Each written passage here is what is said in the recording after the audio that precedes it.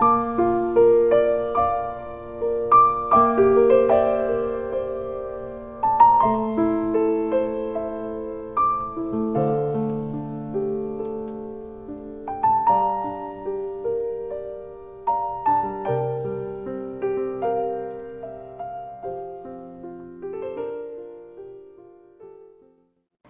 함께 나누실 말씀은 예레미야 6장 16절부터 30절까지 말씀입니다. 예수님이 여러 가지 비유를 말씀하시는데 이런 비유를 또 말씀을 하십니다. 이 세대를 무엇에 비유할꼬라고 하시면서 하신 비유가 있죠. 두 가지를 말씀을 하십니다. 결혼식 비유와 장례식의 비유인데요. 그 아이들이 장터에서 이제 어른들이 결혼식이나 장례식에서 하는 것을 가지고 흉내내면서 나름대로 놀이를 개발을 했죠. 그 한 아이가 피리를 불면은 다른 아이들은 이제 춤을 춥니다. 결혼식에서 즐거움을. 그리고 한 아이가 슬피 울면은 다른 아이들은 가슴을 치면서 이 장례식에 이제 애통함을 흉내를 내는 것이죠.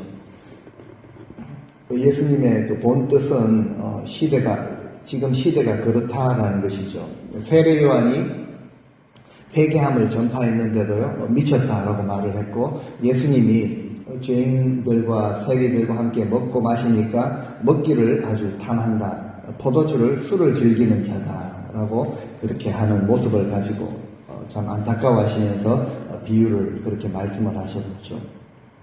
우리 성도님들은 지금 우리가 살아가고 있는 이 시대, 어떻게 좀 표현을 하실 수가 있겠습니까? 시대에 돌아가는 모습을 나름대로 다 보고 계시죠. 어떤 분들은 경제가 지금 어떻게 돌아가는지, 그 밝은 분들은 잘 보십니다. 또 정치에 관심이 있는 분들은 정치판이 지금 어떻게 돌아가는지 이것을 좀 보고 계시는지요. 미국이나 한국에 지금 선거 기간이 또 다가오고 선거 기간 중에 있는데 선거판이 지금 어떻게 돌아가는지, 혹 우리 자녀들 세대에 관심이 있고 자녀 교육에 관심이 있다면 미국에서 지금 교육 현상이 얼마나 지금 심각하게 돌아가고 있는지 이것을 보고 계시는지요. 지금 자연 기후 현상에, 화학 현상에 이런 관심이 있으시다면 지금 기후 변화가 우리에게 얼마나 심각한 영향을 지금 미치고 있는지 지금 보고 계시는지요. 저는 한 주간 지금 시대를 이렇게 생각을 하면서 비유를 들자면은 우리가 이제 운전을 하고 다니는데요. 계기판에 경고등이 들어왔습니다. 가스가 이제 바닥에 났는데 노란 이제 경고등이 들어왔는데 그냥 무시하고 달리는 그런 모습. 지금 길이 넓고 차가 잘 나가니까 마냥 달리는 모습. 언젠가 이것이 반드시 멈출 수밖에 없는데도 지금 당장 어떤 문제가 생긴 것이 아니라고 그냥 경고를 무시하고 내가 가고 싶은 길로 달려가는 모습과 같이 이렇게 보입니다. 유다의 모습이, 성경 본문의 유다의 모습이 그런 모습이라고 할 수 있습니다. 예레미야를 통해서 경고를 이렇게 많이 했지만 결국 그 선지자의 경고를 무시한 예루살렘과 유다를 향한 그 하나님의 심판이 임박했다라는 거죠. 무시하고 계속 달려가다가 결국은 이제 심판을 만나게 되는. 그래서 하나님은 지난주 표현에 보면은 너희들을 다 거꾸로 떨리리라. 선지자와 제사장들이 포함이 되어 있습니다. 모든 하나님의 딸 시온과 같은 백성들을 향하여서 다 거꾸로 떨리겠다라고 말씀을 하십니다. 그런데 하나님은 정말 사랑의 하나님, 인자하신 하나님이기 때문에 살 길을 말씀해 주셨죠. 그 심판에서 벗어나는 유일한 길은 오직 하나님의 훈계를 달게 받고 돌이키는 것뿐이다. 그 훈계는 하나님의 관심과 그 친자녀들을 향한 지극한 사랑이죠. 그러니까 훈계를 하십니다. 이것을 깨닫고 달게 받고 돌이키는 것뿐이다 라고 말씀을 하시죠. 그래서 8절 말씀에 보면은 예루살렘아 너는 훈계를 받으라 라고 말씀을 하셨죠. 이런 심판이 선고되는 긴박한 상황 가운데서도 하나님은 자비를 베푸십니다. 하나님을 배반하고 떠나갔던 그 딸 시온이 돌아오기를 간절히 기다리는 아버지의 심정이죠. 그래서 심판에서 벗어나는 길은 오직 하나님의 훈계를 받고 돌이키는 길 뿐이다라는 거죠. 하지만 아무리 경고해도 그 경고등을 무시한 자동차와 같이 그 악에서 떠나지 못하는 백성들에게 선지자를 통해서 하나님의 안타까운 마음이 계속 전달이 됩니다. 16절 말씀 본문을 보시면은 오늘 이런 표현을 하십니다. 너희는 길에 서서, 그러니까 가던 길을 막 달려가는 그 길을 멈추라는 것이죠. 가던 길을 멈추고 한번 돌아보라. 무엇을 돌아보라고요? 옛적 길, 옛길을 돌아보라는 거죠. 그리고 어떤 길이 선한 길인지 알아보라. 그리고 그 좋은 길을 걸어가라. 그리하면은 너희 마음에 진정한 평강을 누리고 정말 오래 살 수 있을 것이다 라고 말씀을 하십니다. 중요한 표현이 나오는데 너희는 길에 서서 보며 라고 말씀을 하시죠. 너희는 길에 서서 보며. 근데 우리 인생이 가장 잘 못하는 부분입니다. 괜찮은 줄 알고, 지금 괜찮으니까 괜찮은 줄 알고 열심히 달려가는 그 길을 멈추는 것 어렵습니다. 혹시 내 차가 지금 잘 나가고 있다면 거의 불가능하죠. 그런데 하나님의 말씀은 그 길에서 서서 멈추어서 보라.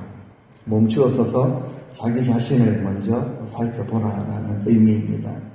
지금까지 내가 살아온 이 방식, 지금 내가 가고 있는 이 길이 하나님의 뜻에 합당한 길인지 멈추어 서서 한번 살펴보라라고 말씀을 하시죠.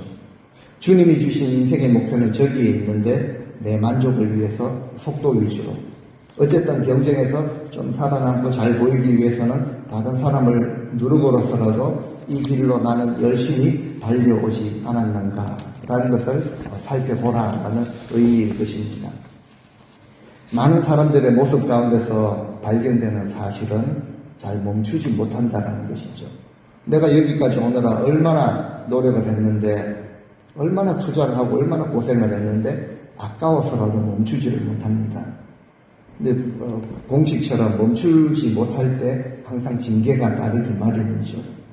그나마 징계를 당한 후에라도 멈추면 다행인데 그때도 그렇게 하지 못한다라는 것이죠. 그래서 오늘 말씀, 너희는 길에 서서 옛적 길을 돌아보라. 곧 그것이 선한 길인데요, 그것이 어디에 있는지 알아보고 그리로 가라. 그러면 우리 마음이 하나님 주시는 진정한 평강을 얻을 것이다 라고 말씀을 선포하고 계십니다. 내 가는 길이 지금 선하지 않다면 멈추어 서서 가장 선한 길이 무엇인지 찾아보라는 노력을 해야 한다는 것이죠. 그 백성들에게 있어서 옛적 길은 어떤 길이겠습니까?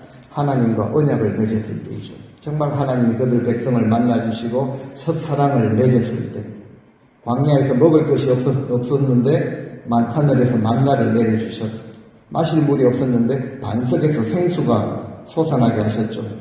하루하루 그 백성들 사이에 거하시면서 다음날 진행할 시간과 방향을 인도해 주셨을 때, 어린아이와 같이 겸손한 심령으로 하나님 한 분의 공급하심과 보호하심, 그 인도하심을 받았던 그 때를 기억하고 그 길로 가라 라고 말씀을 하십니다. 그리하면 너희 심령이 평강을 얻겠다. 심령의 평강을 얻는 방법은 첫사랑을 기억하고 회복하는 그 방법뿐이라고 하십니다. 그런데 그 백성들의 반응은요, 역시나 우리는 그리로 가지 않겠노라. 이유가 있죠. 그 길이 무척 좁게 보이고 재미가 없어 보입니다. 그리고 내가 인정이나 대접을 받지 못하는 그런 길이기 때문에 그렇죠. 이것이 바로 우리 인생의 모습입니다. 그래서 다른 길로 가버립니다. 그런데 17절에 보니까 하나님은 그들 위해 파수꾼을 세워서 경고를 하시죠. 나팔 소리를 지금 들어라. 차에 신호등이, 경고등이 왔다면 그것을 잘 보라는 것이죠. 그들의 반응은요, 역시 우리는 듣지 않겠습니다. 그리고 실제로 듣지 않았습니다. 혹시 어느 순간에라도 누구라도 잠에 지금 취해 있다면, 내 방식에 취해 있다면은 파수꾼의 나팔 소리를 들을 때는 깨어나야 합니다. 위기가 지금 다가왔구나. 경고등이 지금 켜졌구나. 선한 길이 어디인지 알아보고 그리로 가야 하는데 그들은요, 우리는 가지 않겠노라, 우리는 듣지 않겠노라 라고 하죠. 그래서 결국 돌이킬 줄을 모르는 백성에게 주어지는 것이 재앙이다 라고 말합니다. 이제 18절에 보니까 당할 일이라고 하죠. 나라들아, 너희 나라들아 들으라. 그리고 무리들아, 그 당할 일을 알라. 19절에도 보니까 땅이여 들으라. 내가 이 백성에게, 하나님의 안타까운 아픈 마음이죠. 내가 딸 시온과 같은 이 백성에게 재앙을 내리리니, 이것이 그들의 생각했던, 계속 마음에 품고 묵상했던 그 결과다. 그들이 내 말을 듣지 아니하며 내 율법을 거절하였기 때문이다 라고 하나님이 말씀을 하시죠. 여러 나라들아, 모든 백성들아 들으라. 그들에게 지금 무슨 일이 일어날지 똑똑히 지켜봐라. 내가 이 백성에게, 내 딸 시온에게 재앙을 내릴 것인데, 지금껏 자기 마음대로 생각대로 살아온 그 죄악의 열매다라는 거죠. 그렇습니다. 그들은 하나님의 말에 귀 기울여 듣지 않았고 하나님의 그 율법, 법도를 지키지 않았다라는 것이죠. 16절에는요, 우리가 그리로 가지 않겠노라. 17절에는 우리가 듣지 않겠노라 라고 했지만, 하나님은요, 그냥 18절, 19절에서 말씀을 하십니다. 백성들은 그렇게 말해도 하나님은 들으라 라고 말씀을 하시죠. 듣기 싫어도, 듣고 싶은 내용이 아니어도 하나님이 말씀하실 때는 우리는 들어야 합니다. 이것을 어떤 사람들의 음성이나 목사의 어떤 말로 듣는 것이 아니죠. 예레미야의 말, 전하긴 했지만 예레미야의 말이 아니라는 것입니다. 하나님께서 말씀을 하실 때는 우리가 들어야 한다. 왜냐하면 하나님의 심판은 우리의 의지와 상관없이 엄중하게 시행될 것이기 때문에 그렇습니다. 그래서 하나님의 재앙이 그 백성들 위에 내리게 될 것이다. 그런데 이것이 결국 그들의 생각의 결과라고 참 바로 이렇게 드러내시죠. 그들이 사악한 생각을 가졌습니다. 율법을, 하나님의 법을 거절한 이 대가를 치르게 될 것이다 라고 하시죠. 하나님은 그들이 얼마나 마음의 생각이 불순하고 부패했는가 이것을 아시고 안타까워 하시는 것이죠. 그런데 백성들은요, 이렇게 말합니다. 이렇게 생각하죠. 우리가 뭘 그렇게, 무슨 잘못을 그렇게 했는가? 그리고 우리 할 것 다 하지 않았습니까? 하나님 이거 너무하신 것 아닙니까? 우리가 하나님 섬긴 것 아닙니까? 좀 아니란 이런 생각을 했죠. 이것을 아시고 하나님이 20절에 이렇게 말씀을 합니다. 너희가 시바에서 그 향을 가져다가, 시바가 어떤 지역인지, 거기서 나는 향이 얼마나 좋은지 이런 것 가지고 나눌 수는 없고요. 아마 좋은 향이 시바에서 나왔는 것 같습니다. 시바에서 아주 좋은 그런 향수를 가져다가 하나님 앞에 분향을 하고, 아무리 먼 곳에서 좋은 향료를 가져다가 내게 바친들, 이런 것들이 내게 무슨 소용이 있겠느냐. 너희가 아무리 많은 번제물을 바친다고 해도, 번제물 결국 오늘날로 말하자면 전부 돈이 아니겠습니까? 이런 것을 아무리 많이 바친다고 해도 나는 그것들이 싫다. 하나님의 표현입니다. 나는 그것들이 싫다. 아무리 좋은 희생제물을 내게 바쳐도 나는 조금도 기쁘지 않다.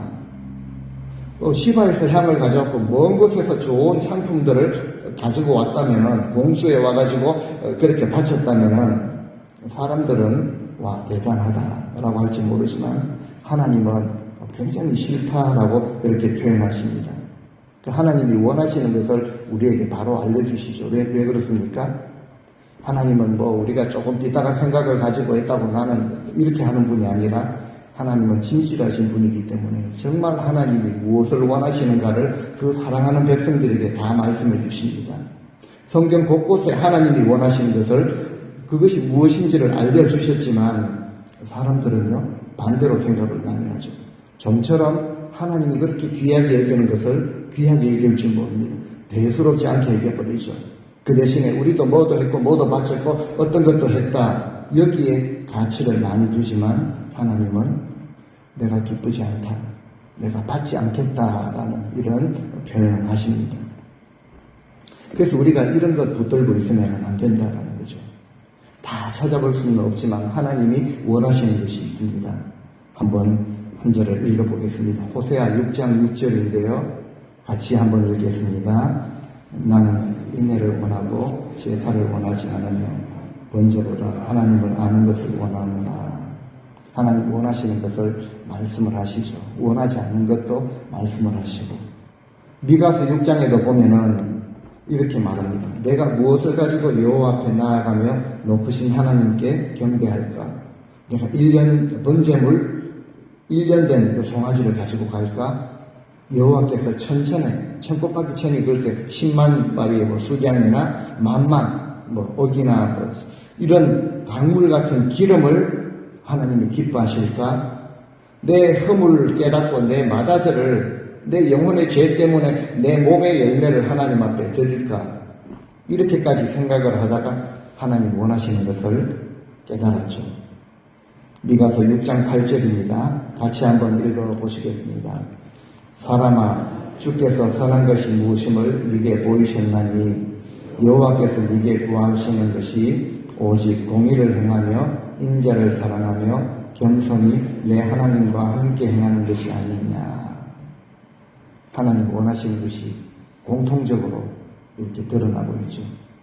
결국 신명기를 통해서 주신 모든 말씀들입니다. 하나님의 명령과 규례와 하나님의 법도 하나님의 질서라면은 그것을 지켜 행하는 이것을 하나님이 원하신다는 거죠. 번제보다 하나님의 마음을 아는 것입니다. 오직 공의를 행하며 인자를 사랑하며 겸손하게 하나님과 함께 하는 것. 우리가 이거 놓치면은 인생은 여지 없습니다. 그냥 형식적인 것, 드러나는 것, 이거 붙들고 살아갈 수밖에 없는 그런 모습이죠. 그래서 하나님은 이런 자들 앞에 장애물을 놓을 것이다 라고 이렇게 말씀을 하십니다. 21절에 보니까 내가 이제 이 백성들 앞에 그 다니는 길에 온갖 걸림돌을 둘 것이다 라고 이렇게 말씀을 하십니다. 아버지와 자식들이 함께 걸려 넘어지고 이웃과 친구들이 다 함께 넘어져서 모두 멸망할 것이다.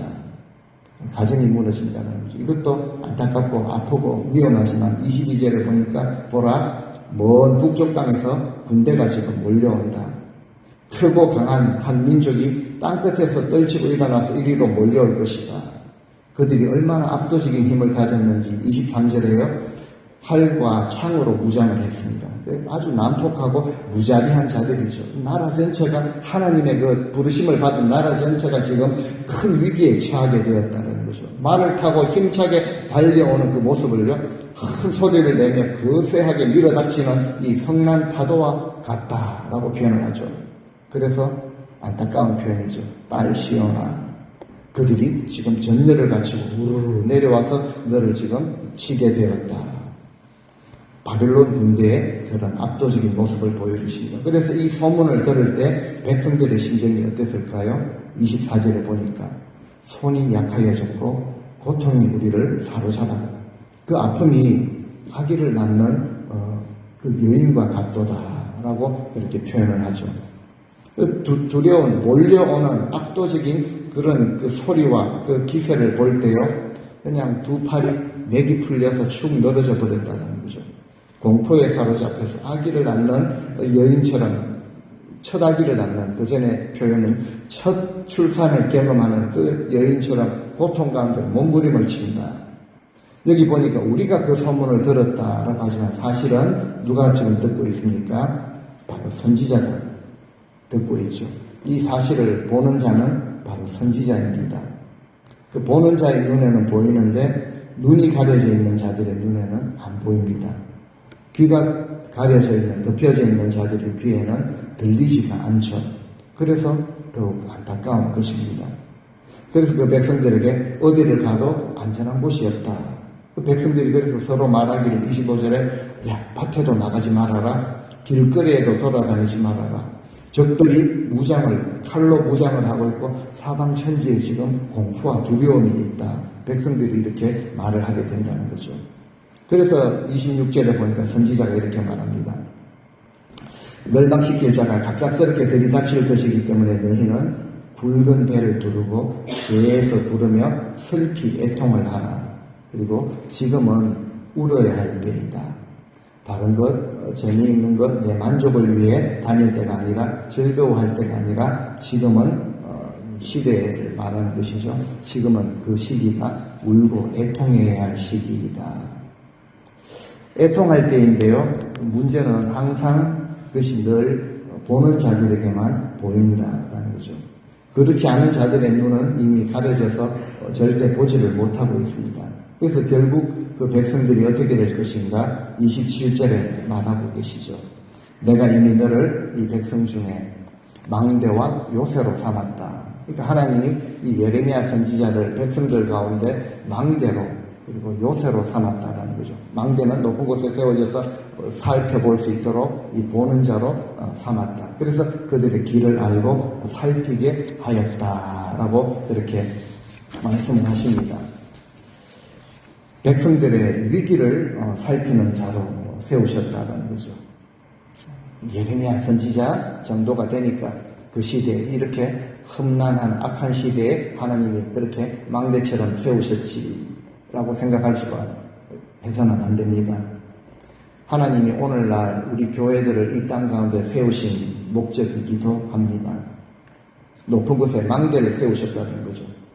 세상 사람들과는 좀 다른 방식으로 좀 높은 그런 영적인 시각으로 세상을 분별하면서 볼 줄 알아야 한다는 거죠.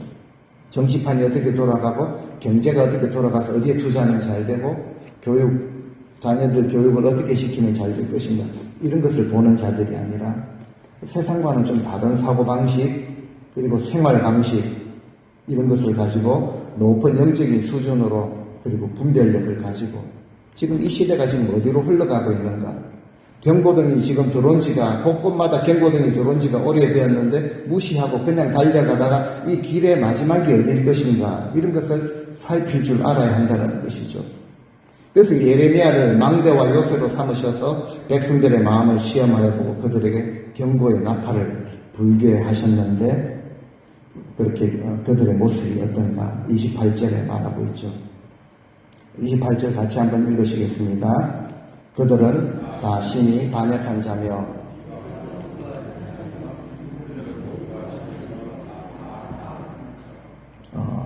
한번 쭉 살펴보고 망대가 되어서 한번 시험을 다 해본 결과 예레미야의 평가이죠. 나는 이런 평가를 하였다. 쉬운 성경의 표현입니다. 주여 이 백성은 심히 완고한 자들이며 거역하는 자들이고 비방을 일삼는 자들입니다.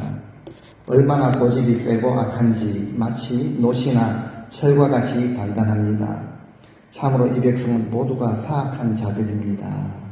사실은 예레미야를 통한 그 백성들을 향한 하나님의 그 평가이죠. 그들은 한마디로 심히 반역하는 자들이다.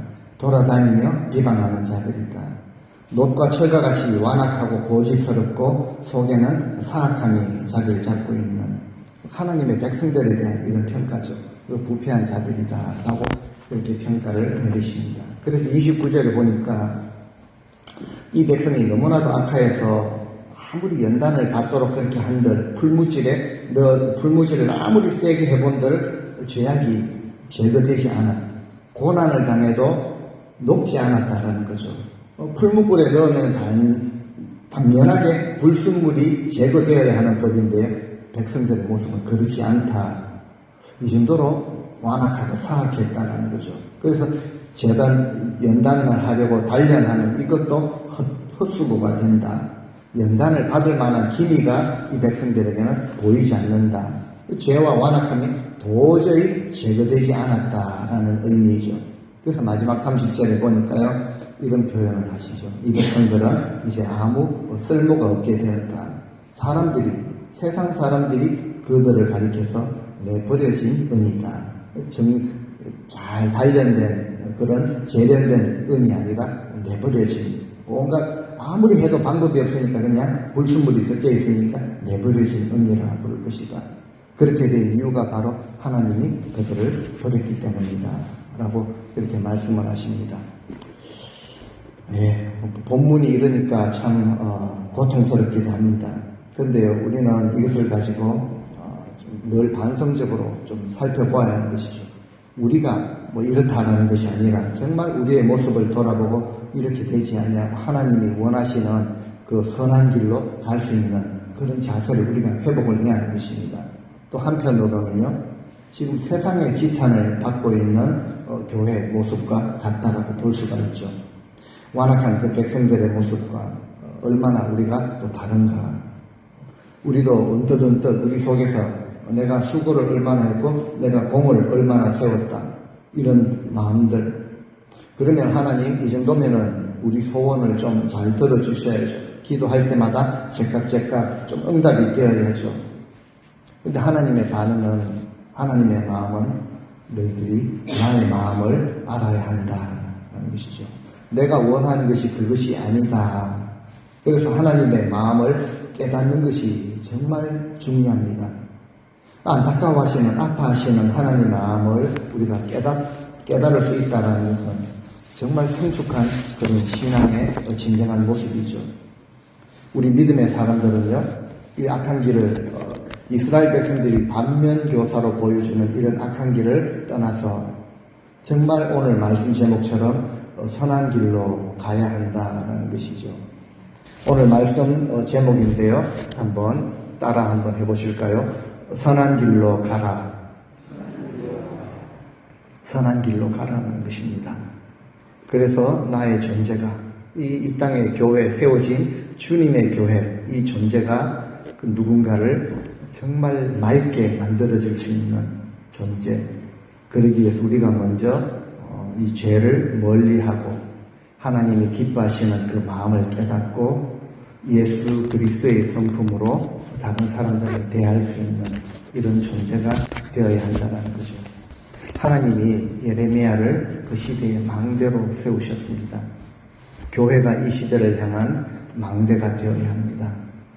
잠들어 있는, 경고등을 무시하고 막 달리고 있는 이 잠든 시대를 향해서 경고의 말씀으로 깨우치기도 해야 하지만 우리 한 사람 한 사람, 우리 한 분, 성도님 한 분 한 분이 축복의 통로가 되어서 나도 복이 되고 다른 사람도 복된 길로 이끌어 주실 수 있는 이런 존귀한 존재, 성도님들이 다 되실 수 있기를 우리 주님 이름으로 축원을 드립니다.